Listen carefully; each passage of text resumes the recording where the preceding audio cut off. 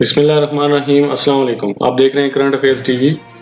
مغرب اور امریکہ کی ہمیشہ سے یہ خواہش رہی ہے کہ بھارت چائنا کے سامنے کھڑا ہو جائے، جبکہ یہ بات بالکل واضح ہے کہ بھارت فوجی اور معاشی لحاظ سے چین کا مقابلہ نہیں کر سکتا۔ اگرچہ موجودہ وبا نے چائنا سے زیادہ بھارت کو اپنی لپیٹ میں لے رکھا ہے،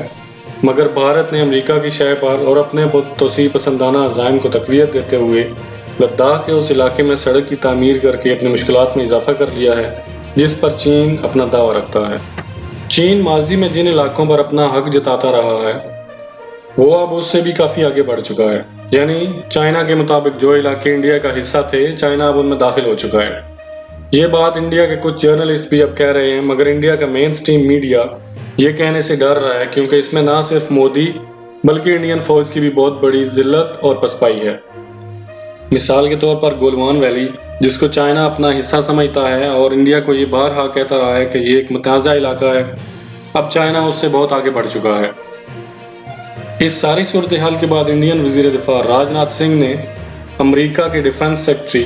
مارک ایسپر سے رابطہ کیا، مگر فون پر جو ان کی بات چیت ہوئی وہ بھی انڈیا کے لیے بہت مایوس کن ہے، کیونکہ وہ بجائے اس کے کہ یہ سٹیٹمنٹ دیتے کہ انڈیا کے ساتھ ہمارا دفاعی تعاون بہت مضبوط ہے، بلکہ انہوں نے یہ کہا کہ ہمارے آپس میں بائی لیٹرل اور دو طرفہ دلچسپی کے امور ہیں جن پر ہماری بات چیت ہوئی ہے، جس کا یہ واضح مطلب ہے کہ امریکہ اس معاملے سے نہ صرف خود کو دور رکھنا چاہتا ہے بلکہ وہ یہ بھی جانتا ہے کہ چائنا سے چھیڑ چھاڑ اس کو مہنگی پڑ سکتی ہے۔ اب انڈین میڈیا کے مطابق چائنا کو انڈیا سے کچھ بڑے تحفظات ہیں، جن میں سے سب سے پہلے کووڈ-19 کے بارے میں امریکہ کی طرف سے جو قرارداد پیش کی گئی، بھارت نے اس قرارداد میں امریکہ کا ساتھ دیا اور چائنا کے خلاف اس قرارداد کا حصہ بنا۔ دوسرے نمبر پہ بھارت نے اکسائی چین کے علاقے کو اپنے نقشے میں شامل کر لیا ہے اور اس کے ساتھ ساتھ اس نے 370A کا قانون ختم کر دیا جو اس علاقے کا اسپیشل سٹیٹس تھا۔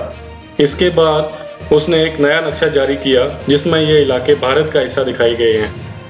جبکہ اس علاقے کی اہمیت چائنا کے نزدیک ہمیشہ سے بہت زیادہ رہی ہے۔ اس کی وجہ یہ ہے کہ یہی وہ علاقہ ہے جسے چائنا تبت کو کنٹرول کرنے کے لیے استعمال کرتا ہے۔ اگرچہ یہ علاقہ پہلے سے ہی چائنا کے کنٹرول میں ہے، لیکن بھارت نے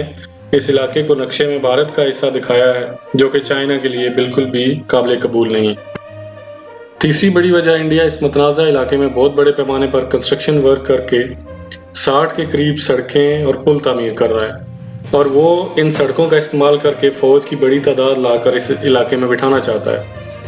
انڈیا کا مقصد اس علاقے میں نہ صرف چائنا کا راستہ روکنا بلکہ چائنا کے علاقے اوغیور میں جو مسلمان ہیں انہیں چائنا کے خلاف بھڑکا کر چائنا کی حکومت سے لڑانا بھی ایک مقصد تھا،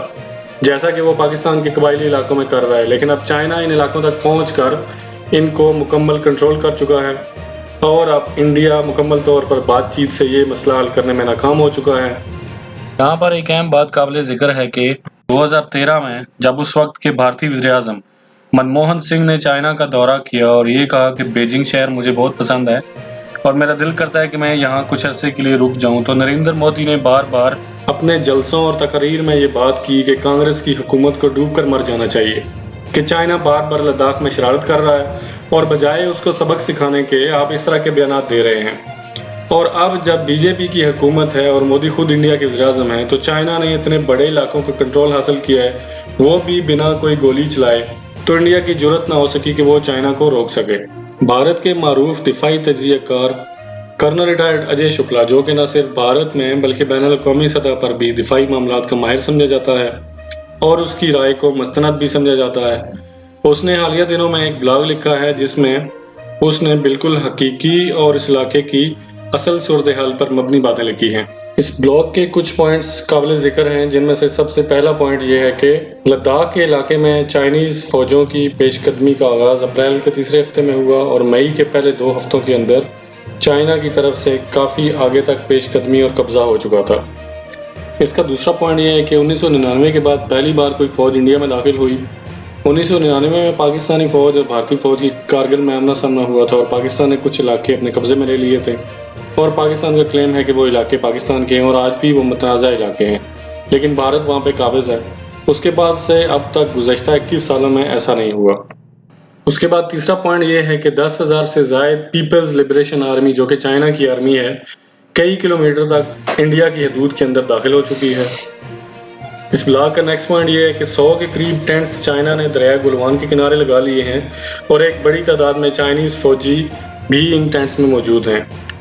اس کے علاوہ بھارتی فوج نے چائنا کے سامنے کسی قسم کی کوئی مزاحمت نہیں کی اور اب اس بات کو بھارت کے مختلف دفاعی تجزیہ کار بھی ماننا شروع ہو گئے ہیں کہ چائنا کئی کلومیٹر تک بھارت کی حدود کے اندر گھس چکا ہے، مگر بھارت نے اس کو روکنے کی کوئی کوشش نہیں کی۔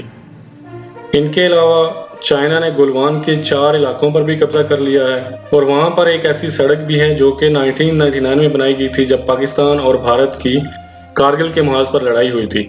تو اس وقت بھی یہ روڈ چائنا نے ہی بنائی تھی جو اب ان کے کام آ رہی ہے۔